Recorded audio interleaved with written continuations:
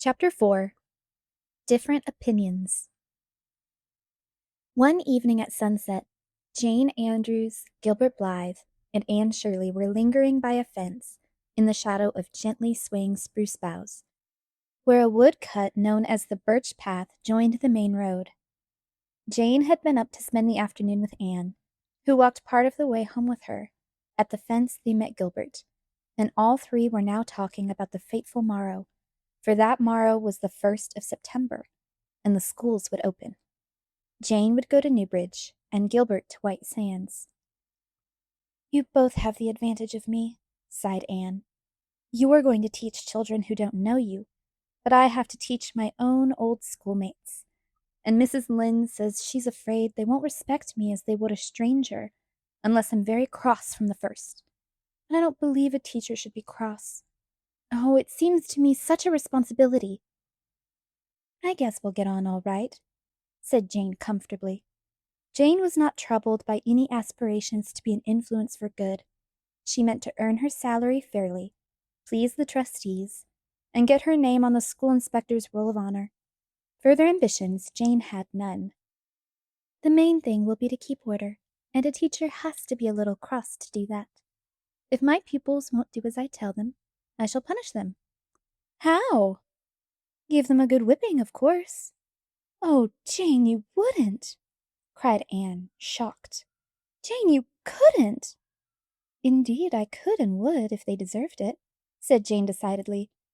"I could never whip a child," said Anne with equal decision. "I don't believe in it at all. Miss Stacy never whipped any of us, and she had perfect order, and Mr. Phillips was always whipping, and he had no order at all. No, if I can't get along without whipping, I shall not try to teach school. There are better ways of managing. I shall try to win my pupils' affections, and then they will want to do what I tell them." "But suppose they don't?" said practical Jane. "I wouldn't whip them anyhow. I'm sure it wouldn't do any good. Oh, don't whip your pupils, Jane dear, no matter what they do." "What do you think about it, Gilbert?" demanded Jane. "Don't you think there are some children who really need a whipping now and then? Don't you think it's a cruel, barbarous thing to whip a child? Any child?" exclaimed Anne, her face flushing with earnestness. "Well," said Gilbert slowly, torn between his real convictions and his wish to measure up to Anne's ideal, "there's something to be said, on both sides. I don't believe in whipping children much. I think, as you say, Anne, that there are better ways of managing as a rule, and that corporal punishment should be the last resort. But, on the other hand, just as Jane says, I believe there is an occasional child who can't be influenced in any other way, and who, in short, needs a whipping, and would be improved by it. Corporal punishment, as a last resort, is to be my rule." Gilbert, having tried to please both sides, succeeded, as is usual and eminently right, in pleasing neither. Jane tossed her head. "I'll whip my pupils when they're naughty. It's the shortest and easiest way of convincing them." Anne gave Gilbert a disappointed glance. "I shall never whip a child," she repeated firmly. "I feel sure it isn't either right or necessary." "Suppose a boy sauced you back when you told him to do something," said Jane. "I'd keep him in after school and talk kindly and firmly to him," said Anne. "There is some good in every person if you can find it. It is a teacher's duty to find and develop it. That is what our school management professor at Queen's told us, you know. Do you suppose you could find any good in a child by whipping him? It's far more important to influence the children aright than it is to even teach them the 3 R's, Professor Rennie says." "But the inspector examines them in the 3 R's, mind you, and he won't give you a good report if they don't come up to his standard," protested Jane. "I'd rather have my pupils love me and look back to me after years as a real helper than be on the roll of honor," asserted Anne decidedly. "Wouldn't you punish children at all when they misbehaved?" asked Gilbert. "Oh, yes, I suppose I shall have to, although I know I'll hate to do it. But you can keep them in at recess, or stand them on the floor, or give them lines to write." I suppose you won't punish the girls by making them sit with the boys? Asked Jane slyly. Gilbert and Anne looked at each other and smiled rather foolishly. Once upon a time, Anne had been made to sit with Gilbert for punishment, and sad and bitter had been the consequences thereof. Well, time will tell which is the best way, said Jane philosophically as they parted. Anne went back to Green Gables by way of Birch Path, shadowy, rustling, fern-scented, through Violet Vale and past Willowmere, where dark and light kissed each other under the firs, and down through Lover's Lane, spots she and Diana had named so long ago. She walked slowly, enjoying the sweetness of wood and field and the starry summer twilight, and thinking soberly about the new duties she was to take up on the morrow. When she reached the yard at Green Gables, Mrs. Lynde's loud, decided tones floated out through the open kitchen window. Mrs. Lynde has come up to give me good advice about tomorrow, thought Anne with a grimace. But I don't believe I'll go in. Her advice is much like pepper, I think. Excellent in small quantities, but rather scorching in her doses.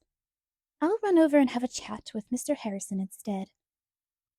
This was not the first time Anne had run over and chatted with Mr. Harrison since the notable affair of the Jersey cow. She had been there several evenings, and Mr. Harrison and she were very good friends, although there were times and seasons when Anne found the outspokenness on which he prided himself rather trying. Ginger still continued to regard her with suspicion, and never failed to greet her sarcastically as red-headed snippet. Mr. Harrison had vainly tried to break him of the habit by jumping up excitedly whenever he saw Anne coming and exclaiming, "Bless my soul, here's that pretty little girl again," or something equally flattering. But Ginger saw through the scheme and scorned it. Anne was never to know how many compliments Mr. Harrison paid behind her back.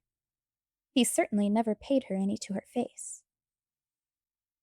"Well, I suppose you've been back in the woods laying in a supply of switches for tomorrow?" was his greeting as Anne came up the veranda steps.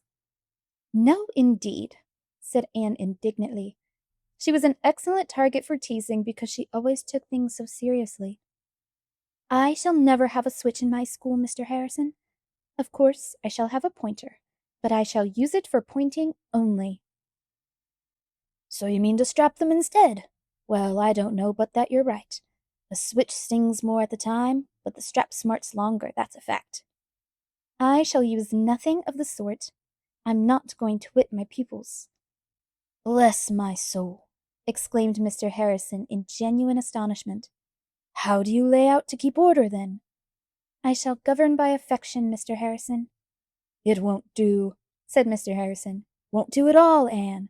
Spare the rod and spoil the child. When I went to school, the master whipped me regular every day, because he said if I wasn't in mischief, then I was plotting it."